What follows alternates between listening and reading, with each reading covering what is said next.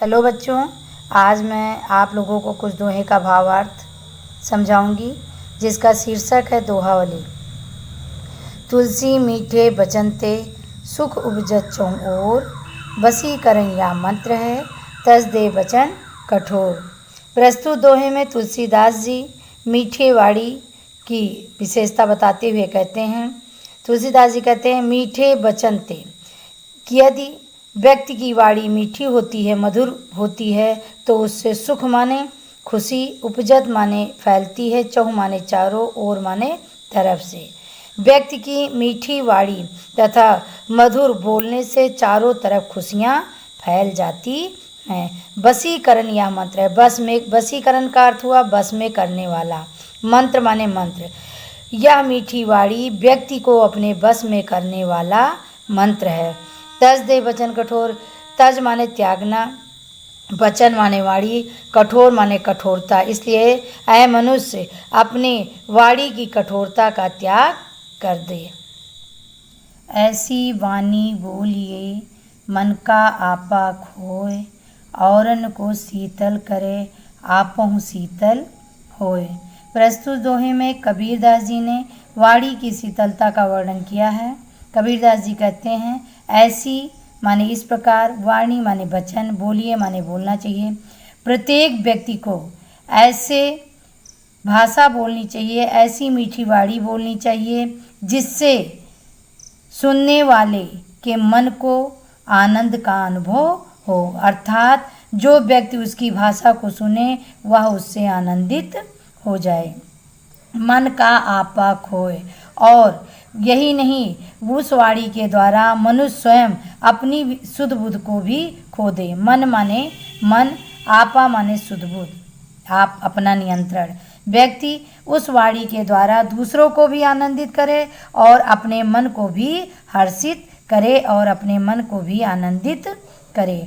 औरन को शीतल करे। औरन माने दूसरों को, शीतल माने शीतलता, करे माने करे, और वह मीठी वाणी दूसरों को शीतलता प्रदान करे। आपों शीतल होए और स्वयं अपने हृदय को भी शीतलता और आनंद का अनुभव कराए। बोली एक अनमोल है, जो कोई बोले जान, ये तराजू तौल के तब मुख बाहर आन।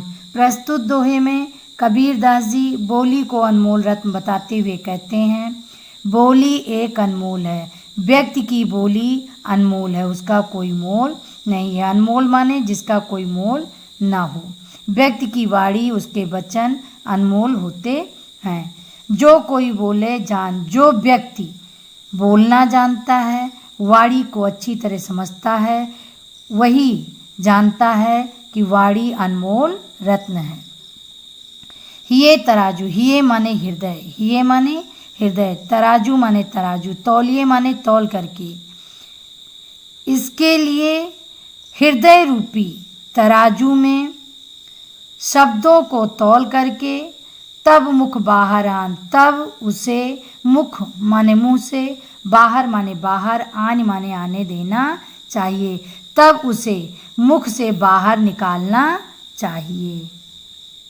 काल करे सो आज कर, आज करे सो अब, पल में परलय होएगी बहुर करेगा कब।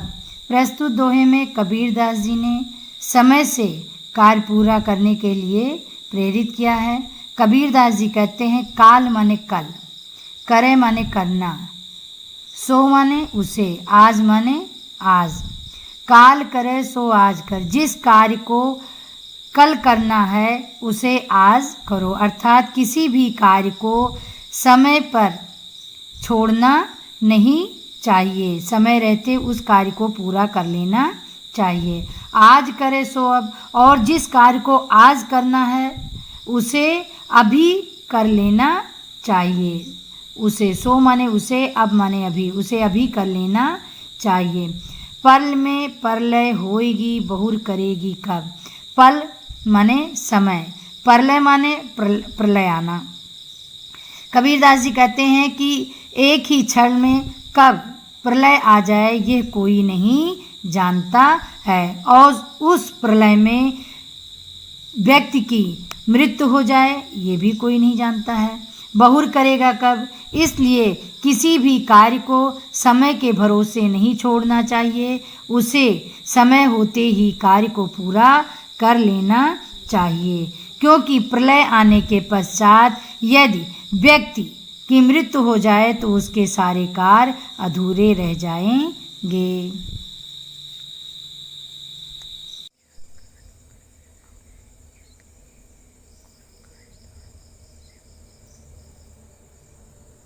गुरु गोबिंद दो खड़े, काके लागों पाए, बलिहारी गुर आपने, गोबिंद दियो बताए। प्रस्तुत दोहे में कबीरदास जी ने गुरु की महत्ता का वर्णन किया है। कबीरदास जी कहते हैं कि जब जीवन में ऐसी परिस्थिति आ जाए कि गुरु माने गुरु, गोविंद माने ईश्वर, दो माने दोनों, खड़े माने खड़े हों, ऐसी परिस्थिति आ जाए कि गुरु और ईश्वर दोनों आपके समक्ष खड़े मिलें। काके लागों पाए, काके माने किसके, लागों माने लगना, स्पर्श करना, पाए माने पैर। तो पहले हमें किन्हें प्रणाम करना चाहिए या हमें पहले किसके पैर छूने चाहिए। बलिहारी गुरु आपने, बलिहारी माने न्यौछावर, गुरु माने गुरु, आप माने अपने। मैं अपने गुरु पर न्यौछावर होता हूँ, मैं अपने गुरु पर न्यौछावर होता हूँ।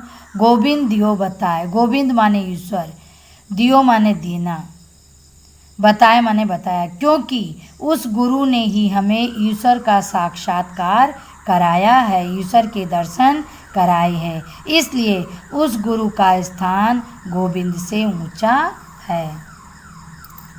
बच्चों, दोहा पढ़ने का सही तरीका है इस प्रकार है, आप ऐसे पढ़ेंगे तो उसका आनंद आएगा। बड़ा हुआ तो क्या हुआ, जैसे पेड़ खजूर, पंथी को छाया नहीं, फल लागे अति दूर, फल लागे अति दूर। बड़ा हुआ तो क्या हुआ, जैसे पेड़ खजूर, पंथी को छाया नहीं, फल लागे अति दूर। प्रस्तुत दोहे में कबीरदास जी बड़े स्वरूप का वर्णन करते हुए कहते हैं कि खजूर का वृक्ष बहुत बड़ा और ऊंचा होता है, खजूर का वृक्ष बहुत बड़ा और ऊंचा होता है, लेकिन उसके बड़े और ऊंचे होने से कोई लाभ नहीं है। पंथी को छाया नहीं, पंथी माने राहगीर, क्योंकि उस वृक्ष से किसी भी राहगीर को या प्राणी को छाया की प्राप्ति नहीं होती है, छाया का आनंद नहीं मिलता है। फल लागे अति दूर, और उस खजूर के वृक्ष में फल भी अत्यधिक ऊंचाई पर लगता है।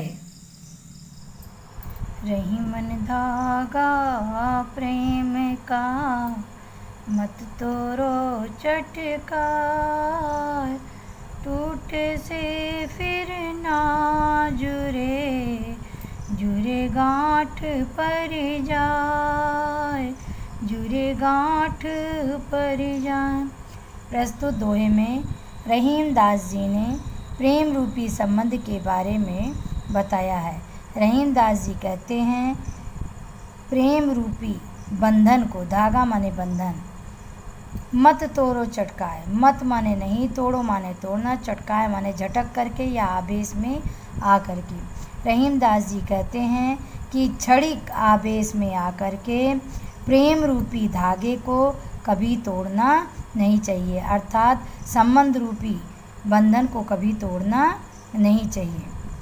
टूटे से फिर ना जुड़े, क्योंकि धागा टूटने के पश्चात फिर जुड़ता नहीं है, जुड़े गांठ पड़ जाए, और यदि उस जुड़ता भी है तो उसमें गांठ पड़ जाता है, अर्थात संबंध रूपी बंधन में दरार पड़ जाता है। रहीमन देख बड़ेन को, लघु ना दीजे डार, जहाँ काम आवे सुई, कहाँ करे तलवार। रहीम दास जी बड़े और छोटे में अंतर बताते हुए कहते हैं कि रहीमन देख बड़ेन के, बड़े वस्तु को देख करके, लघु ना दीजे डार, छोटी वस्तु का त्याग नहीं करना चाहिए। जहाँ काम आवे सुई, क्योंकि जहाँ छोटी वस्तु सुई का कार्य होता है या सुई काम करती है, कहाँ करे तलवार, वहाँ तलवार क्या काम करेगा। इसलिए बड़ी वस्तु को देख करके छोटी वस्तु का कभी निरादर नहीं करना चाहिए। करत करत अभ्यास ते जड़मत होत सुजान, रसरी आवत जात तय सिल पर परत निशान। कवि वृंद अभ्यास के परिवर्तित रूप का वर्णन करते हुए कहते हैं कि जो व्यक्ति निरंतर परिश्रम करता है, अभ्यास करता है, जड़मत माने बुद्धिहीन, होत माने होता है, सुजान माने जानकार, वह बुद्धिहीन व्यक्ति भी जानकार हो जाता है, ज्ञानवान हो जाता है, बुद्धिमान बन सकता है। किस प्रकार से? रसरी आवत जात तय सिल पर परत निशान। जिस प्रकार से कुएं के जगत पर लगे हुए पत्थर पर रस्सी बांध करके बाल्टी से प्रतिदिन, आवत जात माने आते हुए और जाते हुए, बाल्टी से पानी निकालते हुए उस जगत पर सिल पर परत निशान, उस जगत रूपी सिल पर उस रस्सी का निशान बन जाता है। ठीक उसी प्रकार से निरंतर परिश्रम करने से बुद्धिहीन व्यक्ति भी बुद्धिमान हो सकता है। क्षमा धर्म का मूल है, पाप मूल अभिमान, तुलसी दया न छाड़िए, जब लग घट में प्राण। प्रस्तुत दोहे में तुलसीदास जी दया को मूल धर्म बताते हुए कहते हैं, क्षमा धर्म का मूल है। मनुष्यों का धर्म क्षमा करना है, अर्थात क्षमा धर्म का मूल जड़ बताया गया है। पाप मूल अभिमान और अहंकार का, और समस्त अभिमान जो है समस्त पापों का जड़ होता है। तुलसी दया न छाड़िए, छाड़िए मतलब छोड़ना। तुलसीदास जी कहते हैं कि मनुष्य को कभी दया का त्याग नहीं करना चाहिए। जब लग घट में प्राण, जब तक इस शरीर रूपी घड़े में प्राण है तब तक व्यक्ति को दया का त्याग नहीं करना चाहिए।